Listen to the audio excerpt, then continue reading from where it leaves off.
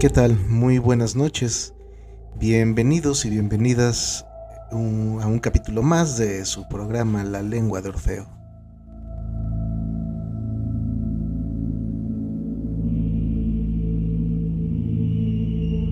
En muchas ocasiones el terror,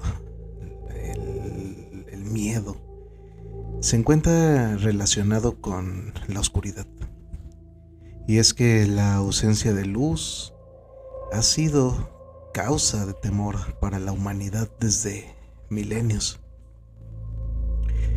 Pero no es lo mismo el quedarse sin luz en la habitación de nuestro cuarto a quedarse sin luz en las profundidades de una cueva.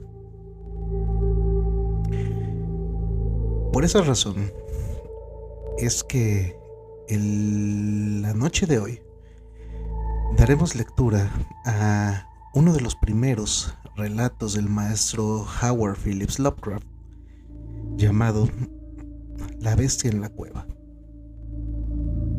Los invito a que cierren los ojos, a que apaguen las luces y que nos dispongamos a escuchar lo siguiente. Muchas gracias.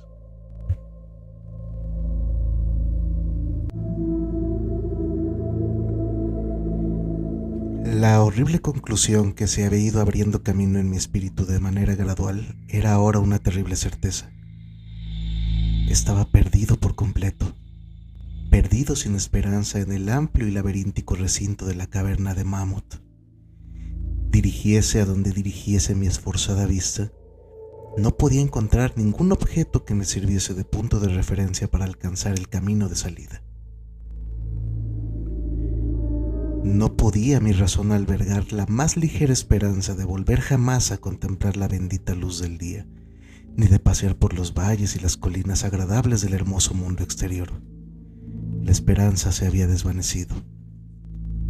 A pesar de todo, educado como estaba por una vida entera de estudios filosóficos, obtuve una satisfacción no pequeña de mi conducta desapasionada, porque, aunque había leído con frecuencia sobre el salvaje frenesí en el que caían las víctimas de situaciones similares, no experimenté nada de esto, sino que permanecí tranquilo tan pronto como comprendí que estaba perdido.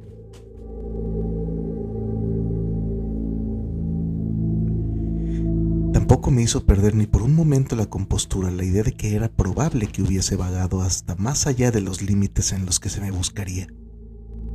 Si había de morir, reflexioné, aquella caverna terrible pero majestuosa sería un sepulcro mejor que el que pudiera ofrecerme cualquier cementerio.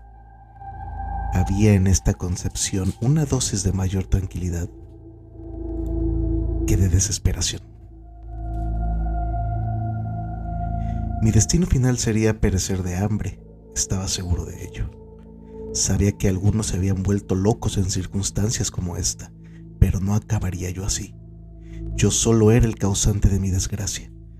Me había separado del grupo de visitantes sin que el guía lo advirtiera, y después de vagar durante una hora aproximadamente por las galerías prohibidas de la caverna, me encontré incapaz de volver atrás por los mismos vericuetos tortuosos que había seguido desde que abandoné a mis compañeros. Mi antorcha comenzaba a expirar. Pronto estaría envuelto en la negrura total y casi palpable de las entrañas de la tierra. Mientras me encontraba bajo la luz poco firme y evanescente, medité sobre las circunstancias exactas en las que se produciría mi fin. Recordé los relatos que había escuchado sobre la colonia de tuberculosos que establecieron su residencia en estas grutas titánicas, por ver de encontrar la salud en el aire sano, al parecer del mundo subterráneo, cuya temperatura era uniforme para su atmósfera e impregnado su ámbito de una apacible quietud. En vez de la salud, habían encontrado una muerte extraña y horrible. Yo lo había visto, las tristes ruinas de sus viviendas defectuosamente construidas, al pasar junto a ellas con el grupo, y me había preguntado qué clase de influencia ejercía sobre alguien tan sano y vigoroso como yo una estancia prolongada en esta caverna inmensa y silenciosa. Y ahora, me dije con lóbrego humor, había llegado mi oportunidad de comprobarlo. Si es que la necesidad de alimentos no apresuraba con demasiada rapidez mi salida de este mundo.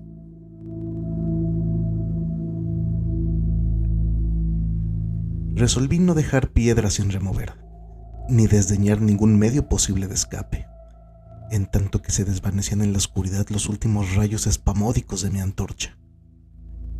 De modo que, apelando a toda la fuerza de mis pulmones, proferí una serie de gritos fuertes con la esperanza de que mi clamor atrajese la atención del guía.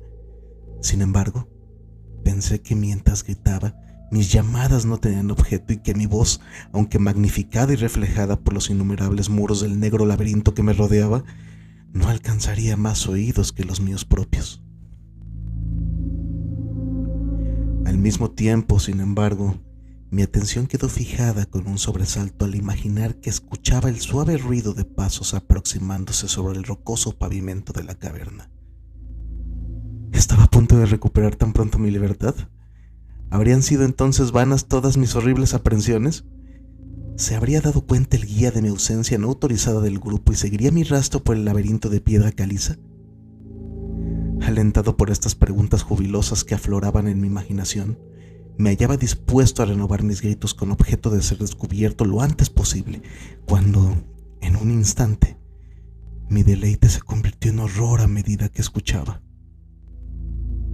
Mi oído, que siempre había sido agudo y que estaba ahora mucho más agudizado por el completo silencio de la caverna, trajo a mí confusamente la noción temible e inesperada de que tales pasos no eran los que correspondían a ningún ser humano mortal. Los pasos del guía que llevaba botas hubieran sonado en la quietud ultraterrena de aquella región subterránea como una serie de golpes agudos e incisivos. Estos impactos, sin embargo, eran blandos y cautelosos, como producidos por las garras de un felino. Además, al escuchar con atención me pareció distinguir las pisadas de 4 patas en lugar de 2 pies. Quedé entonces convencido de que mis gritos habían despertado y atraído a alguna bestia feroz, quizás a un puma que se hubiera extraviado accidentalmente en el interior de la caverna. Consideré que era posible que el Todopoderoso hubiese elegido para mí una muerte más rápida y piadosa que la que me sobrevendría por hambre. Sin embargo, el instinto de conservación que nunca duerme del todo se agitó en mi seno, y aunque el escapar del peligro que se aproximaba no serviría sino para preservarme para un fin más duro y prolongado, determiné, a pesar de todo, vender mi vida lo más cara posible. Por muy extraño que pueda parecer, no podía mi mente atribuir al visitante intenciones que no fueran hostiles.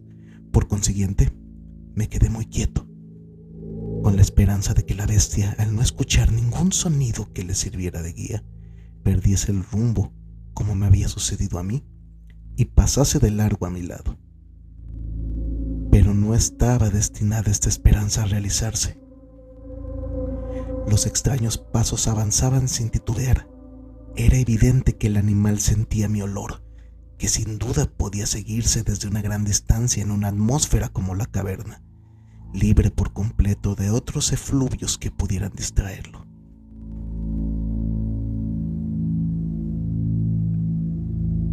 Me di cuenta, por tanto, de que debía estar armado para defenderme de un misterioso e invisible ataque en la oscuridad. Y tanteé a mi alrededor en busca de los mayores entre los fragmentos de roca que estaban esparcidos por todas partes en el suelo de la caverna. Y tomando uno en cada mano para su uso inmediato, esperé con resignación el resultado inevitable. Mientras tanto, las horrendas pisadas de las arpas se aproximaban. En verdad, era extraña en exceso la conducta de aquella criatura. La mayor parte del tiempo, las pisadas parecían ser las de un cuadrúpedo que caminase con una singular falta de concordancia entre las patas anteriores y posteriores, pero a intervalos breves y frecuentes, me parecía que tan solo 2 patas realizaban el proceso de locomoción. Me preguntaba cuál sería la especie de animal que iba a enfrentarse conmigo. Debía tratarse, pensé, de alguna bestia desafortunada que había apagado la curiosidad que la llevó a investigar una de las entradas de la temible gruta con un confinamiento de por vida en sus recintos interminables. Sin duda, le servirían de alimento los peces ciegos, murciélagos y ratas de la caverna, así como algunos de los peces que son arrastrados a su interior cada crecida del río Verde, que comunica de cierta manera oculta con las aguas subterráneas. Ocupé mi terrible vigilia con grotescas conjeturas sobre las alteraciones que podría haber producido la vida en la caverna sobre la estructura física del animal. Recordaba la terrible apariencia que atribuía la tradición local a los tuberculosos que allí murieron tras una larga residencia en las profundidades. Entonces recordé con sobresalto que, aunque llegase a abatir a mi antagonista, nunca contemplaría su forma, ya que mi antorcha se había extinguido hacía tiempo y yo estaba por completo desprovisto de fósforos. La tensión de mi mente se hizo entonces tremenda. Mi fantasía dislocada hizo surgir formas terribles y terroríficas de la siniestra oscuridad que me rodeaba y que parecía verdaderamente apretarse en torno de mi cuerpo. Parecía yo a punto de dejar escapar un agudo grito, pero, aunque hubiese sido lo bastante irresponsable para hacer tal cosa, a duras penas habría respondido mi voz. Estaba petrificado, enraizado al lugar donde me encontraba. Dudaba que pudiera mi mano derecha lanzar el proyectil a la cosa que se acercaba cuando llegase el momento crucial. Ahora el decidido pat, pat de las pisadas estaba casi al alcance de la mano, luego muy cerca. Podía escuchar la trabajosa respiración del animal y, aunque estaba paralizado por el terror, comprendí que debía de haber recorrido una distancia considerable y que estaba correspondientemente fatigado. De pronto se rompió el hechizo. Mi mano, guiada por mi sentido del oído, siempre digno de confianza, lanzó con todas sus fuerzas la piedra afilada hacia el punto en la oscuridad de donde procedía la fuerte respiración, y puedo informar con alegría que casi alcanzó su objetivo. Escuché cómo la cosa saltaba y volvía a caer a cierta distancia. Allí pareció detenerse. Después de reajustar la puntería, descargué el segundo proyectil con mayor efectividad esta vez. Escuché caer la criatura, vencida por completo, y permaneció yaciente e inmóvil. Casi agobiado por el alivio que me invadió, me apoyé en la pared. La respiración de la bestia se seguía oyendo, en forma de jadeantes y pesadas inhalaciones y exhalaciones. Deduje de ello que no había hecho más que herirla, y entonces perdí todo deseo de examinarla. Al fin, un miedo supersticioso, irracional, se había manifestado en mi cerebro y no me acerqué al cuerpo ni continué arrojándole piedras para completar la extinción de su vida. En lugar de esto, corrí a toda velocidad en lo que era tan aproximadamente como pude juzgarlo en mi condición de frenesí, la dirección por la que había llegado hasta allí. De pronto escuché un sonido, o más bien una sucesión irregular de sonidos. Al momento siguiente se habían convertido en una serie de agudos chasquidos metálicos. Esta vez no había duda, era el guía. Entonces grité, aullé, reí incluso de alegría al contemplar en el techo abovedado el débil fulgor que sabía era la luz reflejada de una antorcha que se acercaba. Corrí al encuentro del resplandor y, antes de que pudiese comprender por completo lo que había ocurrido, estaba postrado a los pies del guía y besaba sus botas mientras balbuceaba, a despecho de la orgullosa reserva que es habitual en mí, explicaciones sin sentido como un idiota. Contaba con frenesí mi terrible historia y al mismo tiempo abrumaba a quien me escuchaba con protestas de gratitud. Volví por último a algo parecido a mi estado normal de conciencia. El guía había advertido mi ausencia al regresar el grupo a la entrada de la caverna y, guiado por su propio sentido intuitivo de la orientación, se había dedicado a explorar a conciencia los pasadizos laterales que se extendían más allá del lugar en el que había hablado conmigo por última vez. Y localizó mi posición tras una búsqueda de más de 3 horas. Después de que hubo relatado yo esto, envalentonado por su antorcha y por su compañía, empecé a reflexionar sobre la extraña bestia a la que había herido a poca distancia de allí, en la oscuridad, y sugerí que averiguásemos con la ayuda de la antorcha qué clase de criatura había sido mi víctima. Por consiguiente, volví sobre mis pasos, hasta el escenario de la terrible experiencia. Pronto descubrimos en el suelo un objeto blanco, más blanco incluso que la reluciente piedra caliza. Nos acercamos con cautela y dejamos escapar una simultánea exclamación de asombro, porque este era el más extraño de todos los monstruos extranaturales que cada uno de nosotros dos hubiera contemplado en la vida. Resultó tratarse de un mono antropoide de grandes proporciones, escapado quizás de algún zoológico ambulante. Su pelaje era blanco como la nieve, cosa que sin duda se debía a la calcinadora acción de una larga permanencia en el interior de los negros confines de las cavernas. Y era también sorprendentemente escaso, y estaba ausente en casi todo el cuerpo salvo de la cabeza. Era allí abundante, tan largo que caía en profusión sobre los hombros. Tenía la cara vuelta del lado opuesto a donde estábamos, y la criatura yacía directamente sobre ella.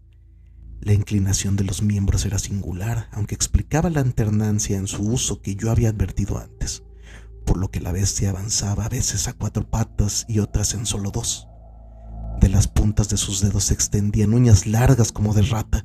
Los pies no eran prensiles, hecho que atribuía a la larga residencia en la caverna que, como ya he dicho antes, parecía también la causa evidente de su blancura total y casi ultraterrena, tan característica de toda su anatomía. Parecía carecer de cola. La respiración se había debilitado mucho, y el guía sacó su pistola con la clara intención de despachar a la criatura, cuando de súbito un sonido que ésta emitió hizo que el arma se le cayera de las manos sin ser usada. Resulta difícil describir la naturaleza de tal sonido. No tenía el tono normal de cualquier especie conocida de simios, y me pregunté si su cualidad extranatural no sería resultado de un silencio completo y continuado por largo tiempo, roto por la sensación de llegada de luz que la bestia no debía haber visto desde que entró por primera vez en la caverna. El sonido, que intentaré describir como una especie de parloteo en tono profundo, continuó débilmente. Al mismo tiempo, un fugaz espasmo de energía pareció conmover el cuerpo del animal. Las garras hicieron un movimiento convulsivo y los miembros se contrajeron. Con una convulsión del cuerpo rodó sobre sí mismo de modo que la cara quedó vuelta hacia nosotros. Quedé por un momento tan petrificado de espanto por los ojos de esta manera revelados que no me apercibí de nada más. Eran negros aquellos ojos, de una negrura profunda, en horrible contraste con la piel y el cabello de nívea blancura. Como los de las otras especies cavernícolas, estaban profundamente hundidos en sus órbitas y por completo desprovistos de iris. Cuando miré con mayor atención, vi que estaban enclavados en un rostro menos prognático que el de los monos corrientes e infinitamente menos velludo. La nariz era prominente, mientras contemplábamos la enigmática visión que se representaba a nuestros ojos. Los gruesos labios se abrieron y varios sonidos emanaron de ellos, tras lo cual la cosa se sumió en el descanso de la muerte. El guía se aferró a la manga de mi chaqueta y tembló con tal violencia que la luz se estremeció convulsivamente, proyectando en la pared fantasmagóricas sombras en movimiento. Yo no me moví. Me había quedado rígido, con los ojos llenos de horror, fijos en el suelo delante de mí. El miedo me abandonó y en su lugar se sucedieron los sentimientos de asombro, compasión y respeto. Los sonidos que murmuró la criatura abatida que yacía entre las rocas calizas nos revelaron la tremenda verdad. La criatura que yo había matado, la extraña bestia de la cueva maldita, era o había sido alguna vez un hombre.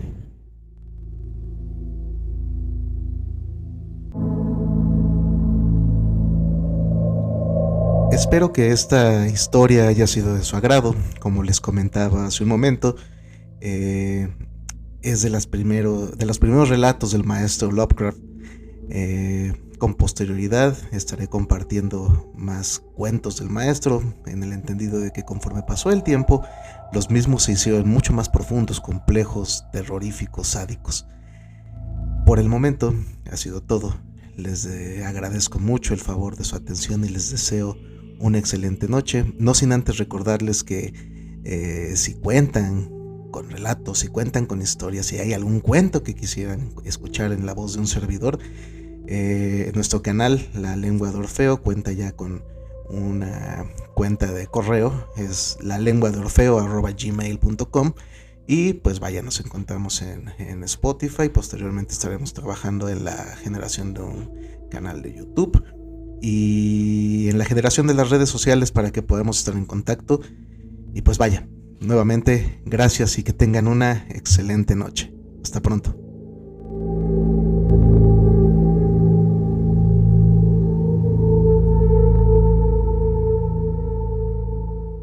La lengua de Orfeo.